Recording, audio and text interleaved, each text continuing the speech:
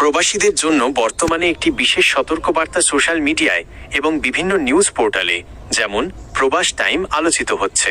এর মূল বিষয়বস্তু হল প্রবাসীদের ভোটার নিবন্ধন এবং তথ্যের সঠিকতা নিশ্চিত করা। আপনার জিজ্ঞাসিত শারিয়া নেমস এবং ইলেকশন কমিশন সংক্রান্ত তথ্যের মূল বিষয়গুলো নিচে সহজভাবে তুলে ধরা হলো। ভোটার নিবন্ধন ও নির্বাচন কমিশন, ইলেকশন কমিশন। বাংলাদেশ নির্বাচন কমিশন প্রবাসীদের জন্য অনলাইন ভোটার নিবন্ধনের সুবিধা আরও সহজ করেছে। 2026 সালের শুরুর দিকে বেশ কিছু গুরুত্বপূর্ণ নির্দেশনা দেওয়া হয়েছে। নিবন্ধন শুরু।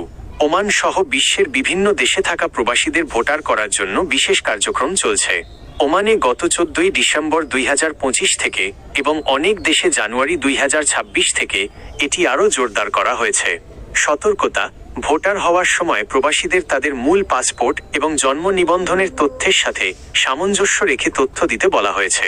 তথ্যের গরমিল থাকলে ভবিষ্যতে পাসপোর্ট রিনিউ বা এনআইডি সংক্রান্ত জটিলতায় পড়তে পারেন। 2. শারিয়া নেমস বা নাম পরিবর্তনের সতর্কতা। সোশ্যাল মিডিয়ায় প্রচারিত ভিডিওগুলোতে শারিয়া নেমস বলতে মূলত পাসপোর্ট বা আইডিতে নামের বানান বা ধরনে পরিবর্তনের বিষয়ে সতর্ক করা হচ্ছে। নামের সামঞ্জস্য: অনেক প্রবাসী ধর্মীয় কারণে বা স্থানীয় প্রথা অনুযায়ী তাদের পাসপোর্টের নামের শেষে বা শুরুতে কিছু অংশ যোগ করতে চান, যেমন শেখ, শায়েদ বা অন্য কোনো ধর্মীয় পদবি।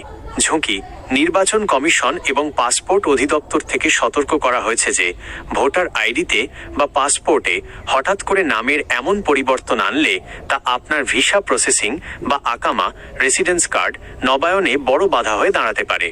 ওমান বা ইউএই সরকার আপনার পাসপোর্টের নামের সাথে আগের রেকর্ডের মিল না পেলে তা ভুয়া বলে গণ্য করতে পারে। 3. প্রবাসীদের জন্য বিশেষ 5টি সতর্কতা। এনআইডি এবং পাসপোর্ট। আপনার এনআইডি এবং পাসপোর্টের তথ্যে যদি কোনো বড় পার্থক্য থাকে তবে এখনই তা সংশোধনের উদ্যোগ নিন। বর্তমানে নির্বাচন কমিশন প্রবাসীদের অগ্রাধিকার দিচ্ছে। 2. অনলাইনে তথ্য চেক। ওমান বা ইউএইতে আপনার ভিসা বা আকামা সংক্রান্ত কোনো পরিবর্তনের আগে নিশ্চিত করুন যে আপনার ডিজিটাল ডেটাবেসে সঠিক তথ্য আছে। 3. দালাল থেকে সাবধান। অনলাইনে ভোটার আইডি করে দেওয়ার নামে অনেক অসাধু চক্র আপনার ব্যক্তিগত তথ্য হাতিয়ে নিতে পারে। শুধুমাত্র সরকারি ওয়েবসাইট services.nidw.gov.bd এর লিঙ্ক ব্যবহার করুন। ভুয়া সরকারি সাইট।